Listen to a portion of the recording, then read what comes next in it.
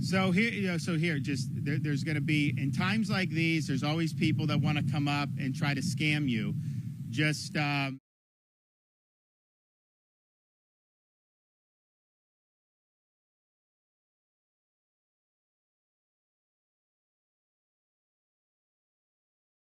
down, you see interruption of power lines and trees going over power lines. So there's going to be a lot that's going to be required to be able to clean this up and to get everything back up and running again. We were not able to get down to Steinhatchee. Those roads are not passable yet. So as soon as that's the case, we're going to try to do it. Now, there are emergency personnel that have headed down there, of course. And so we've got Florida National Guard, Fish and Wildlife, all of our key people, as well as the local law enforcement down there. I talked with the sheriff about kind of some of the challenges. They did get a lot of water down there. There's no question. They have not received any call regarding a fatality as a result of that storm surge, but that's up to this point. I mean, so we'll see what happens as people go down there. So there's going to be a lot that's going to need to be done in that area. They got an awful lot of water. There are reports of people trying to loot down in Steinhatchee, and I've told all of our personnel at the state level, you protect people's property, and we are not going to tolerate any looting in the aftermath of a natural disaster. I mean, it's just ridiculous that you would try to do something like that on the heels of an almost Category 4 hurricane hitting this community. I'd also just remind potential looters that people, you never know what you're walking into. People have a right to defend their property. This part of Florida, you got a lot of advocates and some proponents of the Second Amendment. And I've seen signs in different people's yards in the past after these disasters, and I would say it's probably here. You loot, we shoot. You never know what's behind that door. If you go break into somebody's house and you're trying to loot, these are people that are going to be able to defend themselves and their families. So I would not do it. We are going to hold you accountable from a law enforcement perspective at a minimum, and it could even be worse than that, depending on what's behind that door. So let's all band together and lift people up and not try to take advantage of a difficult situation. We're going to have a report on some of the roads with FDOT. Now, by and large, the roads are, I would say, probably better than what I would have thought, just given the severity of the storm. Now, you see, there's a lot here for sure, but we were able to get from Tallahassee down here without much of a problem. I know Jared and his team, they've already cleared a lot of roadways. There's going to be more that needs to be done, and we understand how important that is.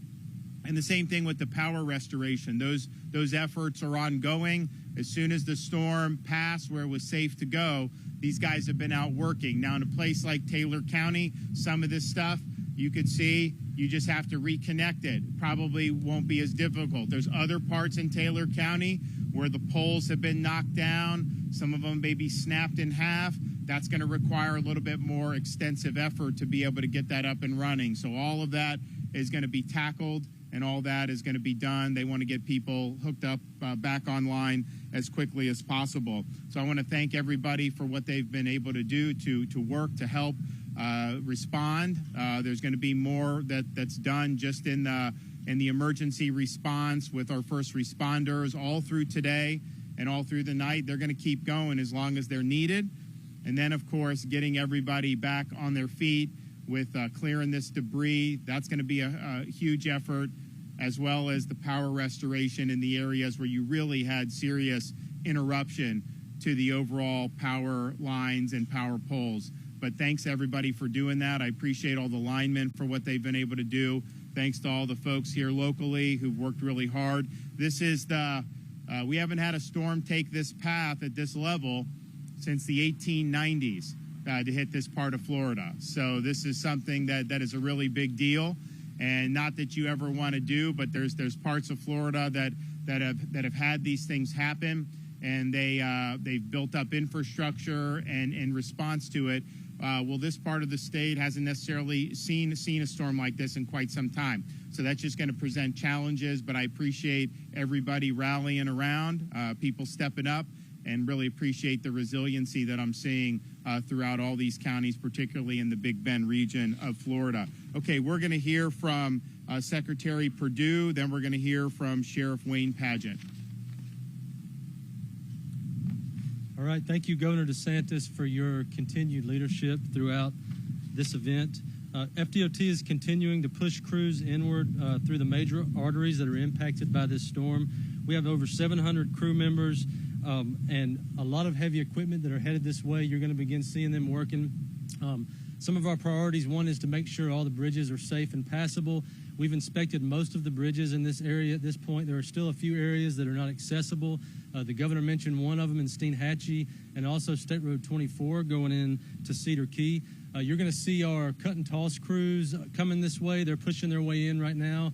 One of our main objectives is to get roads clear so that life safety mission can continue, and also to support the power restoration. You notice there's a lot of trees, vegetation on power lines. We want to help get that power restored as quickly as possible with our cut and toss crews. One thing that we noticed as we were surveying the area, the traffic signals are definitely out of power here in this area. We have generators en route. We're going to be getting generators set up to get those signals powered up as quickly as possible. That's going to be a priority of ours so that the residents of this area can move around freely and safely. As we continue to work through this event, road closure information is going to change and adjust as we get things cleared. I would encourage all of you to use Florida511.com. That is the most timely and accurate information for traffic and detours.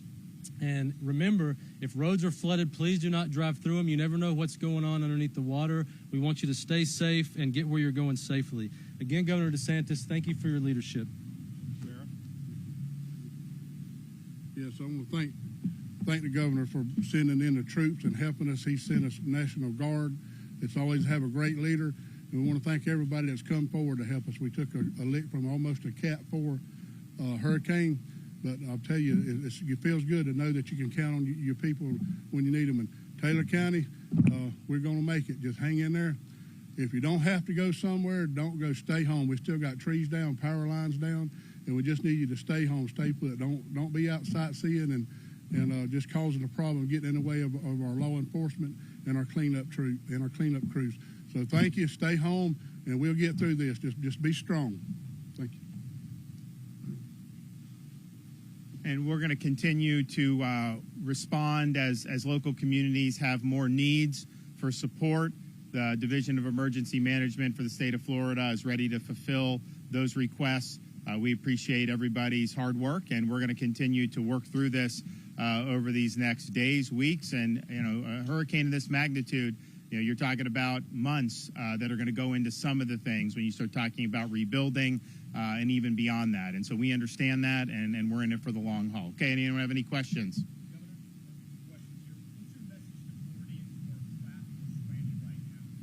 Well, if you are in distress, you can call 911, and there will be rescue efforts that will commence.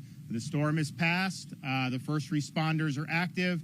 We have everybody from local law enforcement, local fire rescue. We have National Guard. We have Fish and Wildlife that can make waterborne rescues. And we have urban search and rescue teams. And so that's all there. And so if you are in harm's way or you are in peril, you call emergency, and there will be a response.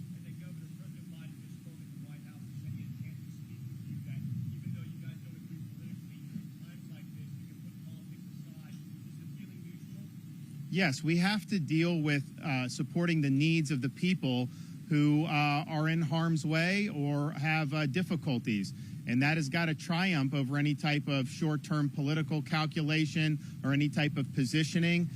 This is the real deal. You have people's lives that have been at risk. We don't necessarily have any confirmed fatalities yet, but that very well may change. And then you have people whose livelihoods have been turned upside down, and so they need support. So we're going to work together from local, state, federal, regardless of party, to be able to deliver results for the people in their time of need.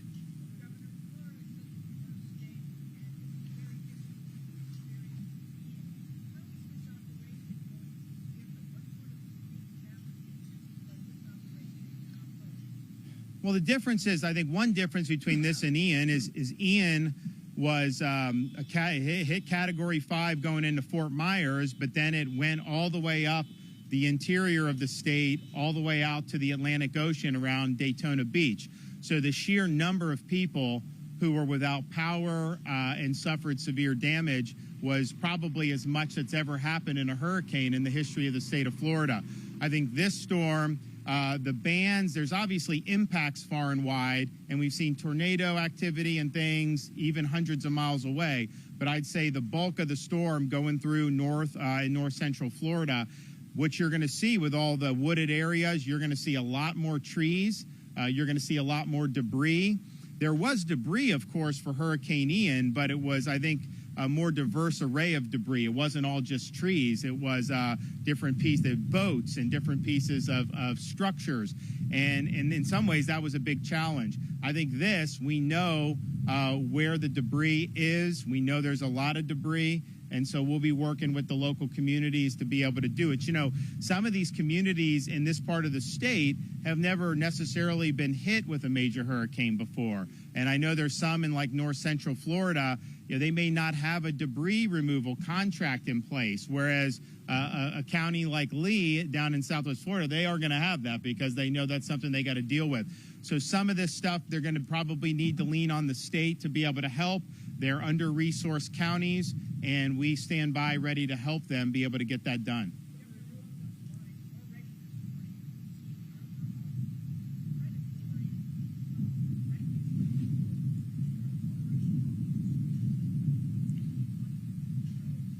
So here, there's going to be, in times like these, there's always people that want to come up and try to scam you.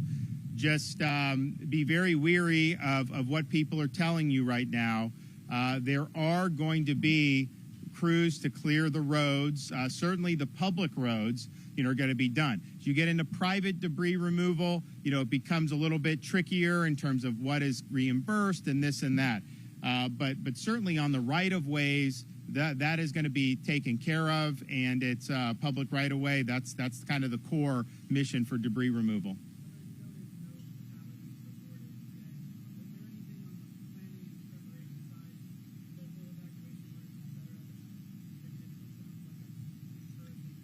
So look, we'll see as the day and tomorrow goes on in terms of what we are looking at in terms of fatalities. Well, I can tell you with Hurricane Ian, as soon as that storm hit, within an hour after it hitting, there were frantic phone calls to 911 locally there of people that were literally drowning in their house, and it was something that you just. And when I was talking to the sheriff, I remember talking to the sheriff down in Lee County on the phone, just the feeling of dread that those phone calls represented, you knew that there was going to be a lot of problems. We have not seen that in the same way on this storm. And I think part of it is that when you see storm surge of that nature like we saw during Ian, I think a lot of people really heeded the warnings that their local officials issued, because you can't hide from the storm surge like in your house. Like if it comes and it's 10, 12 feet, you're gonna be in a world of hurt. And so it's not worth the risk. So I think a lot of people understood that you gotta run away from that water, get out of the area, get to higher ground, and you can hunker down in a safe structure. And that could mean saving your life. So I think a lot of people understood that. I think a lot of them did that. We obviously had really significant storm surge in both Cedar Key and Steinhatchee. And clearly the storm surge there was enough to potentially be life-threatening if people didn't take proper precautions. But I think most of the people did, and I think they probably really protected themselves and their families as a result.